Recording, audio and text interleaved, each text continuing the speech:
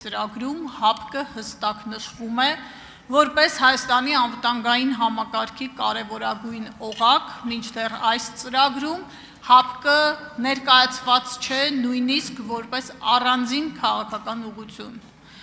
Հստակ պատասխան եմ ակնկալում, արդյոք սա նշանակում է, որ առաջիկա 5 տարիներին պատրաստվում եք Հայաստանը դուրս բերել ՀԱՊԿ-ից, պատասխանում չնշել, թե ՀԱՊԿ-ը բազմաթիվ հարցերի պիտի պատասխանի, դրանք լսել ենք բազմիցս, ՀԱՊԿ-ին ինքներս էլ հարցեր ունենք, այո կամ ոչ, եթե այո, որ ռազմաքաղաքական դաշինքով եք պատրաստվում փոխարինել ՀԱՊԿ-ը։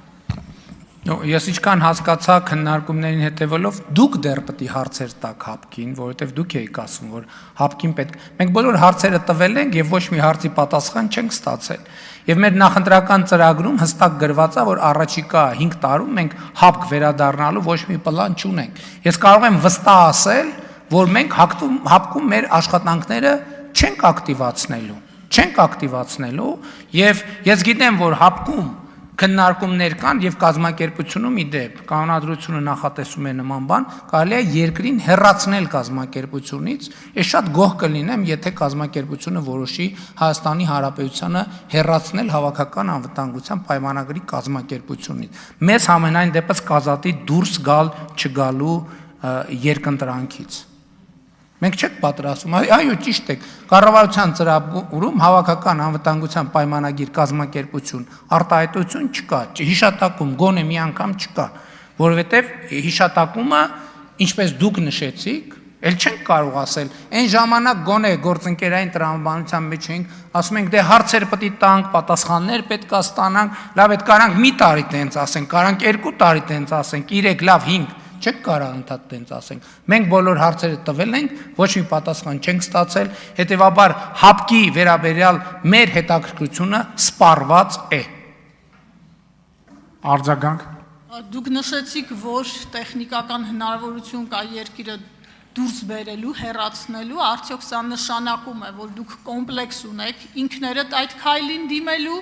եւ երկրորդ դուք չպատասխանեցիք, թե ինչով եք պատրաստվում փոխարինել ՀԱՊԿ-ը,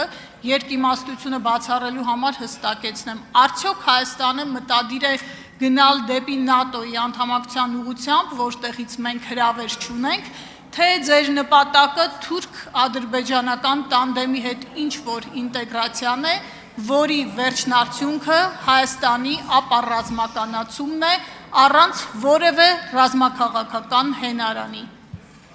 Ես իմ ելույթի շատ ծավալուն հատված նվիրել էի անվտանգության մեր պատկերացումներին։ Անվտանգության մեր պատկերացումը ընդհանրապես մեծագույն խնդիրը, գիտեք, մեզ կառավարելու մի հատ ձև կա։ Ադրբեջան, Թուրքիա անունները տալիս ես եւ մեր օբյեկտիվ իրականությունը ընկալելու բաները, հնարավորությունները բան են անում, սահմանափակվում է։ Մենք Ադրբեջանի եւ Թուրքիայի հետ պետքա ունենանք խաղաղություն եւ կայանություն։ Խնդիրը այստեղ է, որ երբ որ ես էի ասում, ելույթում շատ մի քանի շերտով եմ դրան անդրադարձել։ Մեզ պետքա առանց արտաքին օգնության մեր տարածաշրջանում ապրելու կարողություն։ Արտաքին նշանակում արտաքին, կապ չունի հյուսիսային արտաքին, թե արևմտյան արտաքին։ Մենք պետք է ունենանք պաշտպանունակ բանակ եւ մենք պետք է ունենանք խաղաղություն հիմնված լեգիտիմության, փոխկապվածության, երկարաժամկետ կանխատեսելիության վրա։ Այդ է մեր անվտանգության կոնցեպտը։ Արայիկ Հարությունյան։ Շնորհակալություն, պարոն Ռուբինյան, մեծ